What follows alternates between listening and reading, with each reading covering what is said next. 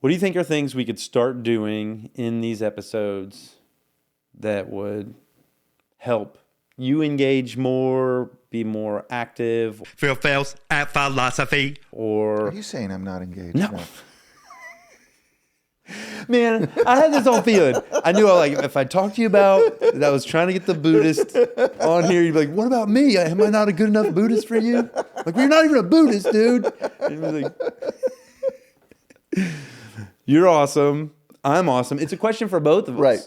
Like, could we do to either bring more participation or engagement, or make it more exciting for the viewer, or make it more, more entertaining? Yeah, I'm struggling on that one because I'm actually really enjoying the conversations a lot. There's not a lot I'm necessarily feeling a desire to shift in terms of starting new things. I never found myself walking away and being, I think we should do this because that will make it much better for the audience, etc. Yeah. Yeah, I think that's. I'm do you have any ideas on what you'd want to start that would be? Now, I'll share this. I don't have a list. I'm starting right now as an improviser. Right. And if you ask me to improvise, I can improvise. Great. So improvise. What do you got? So the things that come to mind immediately are, I wonder if we could have some kind of episode gimmicks. Like when I do my interviews with folks, we have the clap, which is a kind of a carryover from Phil Phails' interviews. I do the interview, I do the clap, I do the 5 questions, I do the improv game, and then I do this whole thing where I talk about their life story, and then I do landing the plane at the end. Those are kind of my 5 Phil Phails gimmicks. Right. And I thought, what could Phil Phails at Philosophy gimmicks be? Well, what is the value of those gimmicks? I'm intrigued. What do they bring to the experience for you, or for what you perceive for the audience, or Yeah. They make it easy for me to cut up subsections for presentation. Now that I'm looking, I haven't released anything yet, but I'm at the precipice of it. I'm about to start releasing stuff. And as I look at all these, I'm like, how do I cut these up into bite-sized, less than 2-hour chunks? Right. No, absolutely. And so, and then how do I show people continuity and consistency through? Right. So they say, oh, you know how when I go to the newspaper, when I went to Austin Chronicle, I used to go, and you know what? I would only read the, what was it? Where they'd ask a question, and someone would answer a question like, Dear Abby. I forget what it's called.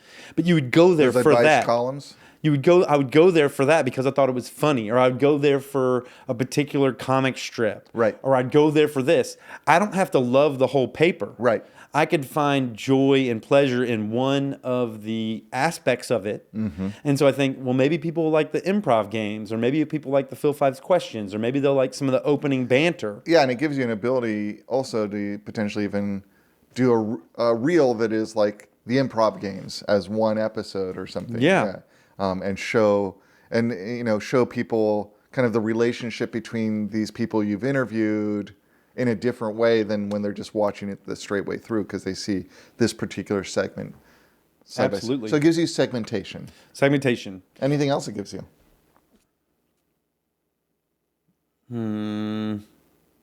Good question.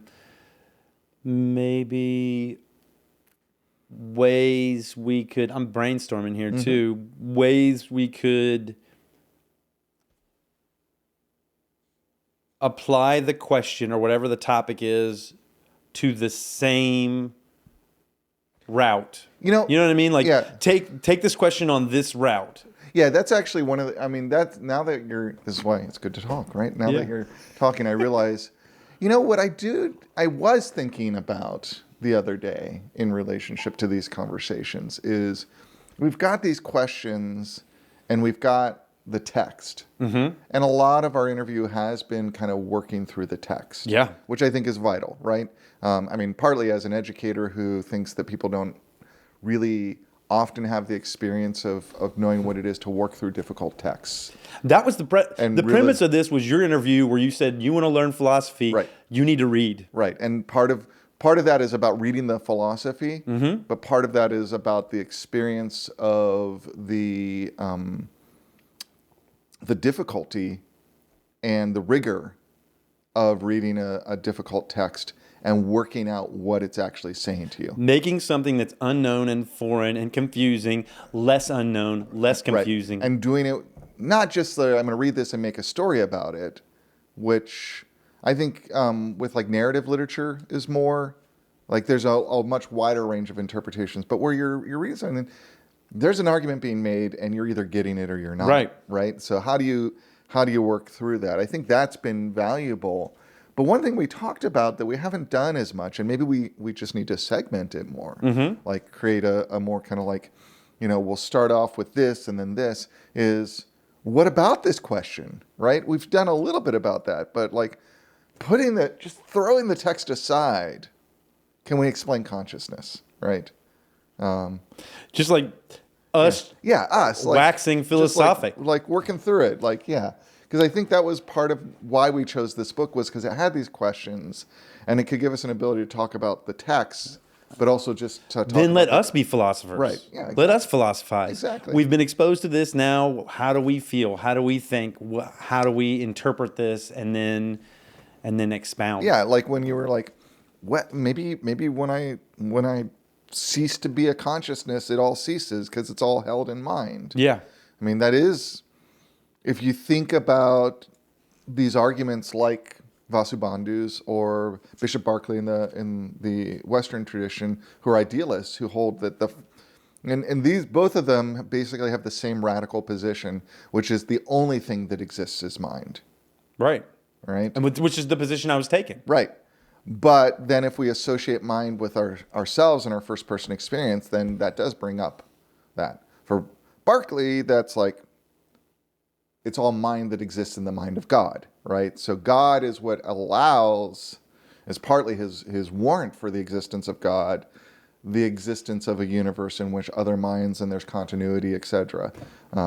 So yeah, like that's an interesting question to explore. We won't get at that sort of by just staying in the text. Right. Yeah. We got to break free from the text and have our own discussion. Right. Maybe I'm going to put down here, let's do that with the second half of this about the first 3 chapters. Yeah, maybe. And maybe we'll see. Maybe for the but gimmick, we can segment it from hold moving up the forward. book and throw it at one of the cameras. Yeah, No. for the gimmick. At this part in the show, we're throwing away the text. the like camera destroy falls the over. Sorry, guys, about this destroyed camera. I like this. So what you're saying is start breaking free from the text and having a discussion about what it means to us. Yeah, like maybe we're like, we're about the hour. It's time to throw out the text. Yeah, I like that. Throw out the text gimmick. Throw out the text. Once we've satisfied to both of our for both of us, that we understand the question and understand some of the arguments for either side, we say, where do we land? And then hash it out. I like that. Dude, that's a good start. Yeah, it's a good start. We'll do that. We'll set that up for the next time. How much time do you think we need for it? 30 minutes or so? I mean, I'd say we do that about halfway through. Halfway through? Yeah. Okay. We're going to have to rush through the text more. Yeah, but we're getting better at it. We're getting better at it. Yeah. But it's also getting harder. Does it continue to get harder? Is this like a video game? I'm reading this text for the first game. Oh my God. You say that for the first game. Because I was thinking like, are there harder bosses? Right. No, because I think like the most difficult chapter before this one was the first chapter. Yeah, how to live a good human life. Right. And again, it was... Which I thought wasn't that hard because the way they broke it down... Yeah, but it was just like... It was a little harder to get into because of his... And it was, again, stylistic. Yeah. So, I mean, I think there's an interesting thing here about style of writing. This is why I do prioritize a very direct, clean style in my writing and when I teach my students to write is just like, don't make things harder for your audience than it needs to be. Do you have some writing that we should tell these people to go find and read? I mean, I have writing, but I don't know if they need to go find it and read it. Okay, well, Age is old. So. We could tell them. Yeah. Okay. Maybe someday. Okay. I think I saw like an older post that came up in the Facebooks that said you like had a tie on and you had a young alchemy. Oh, that just came. That was a paper I gave in at Rice University.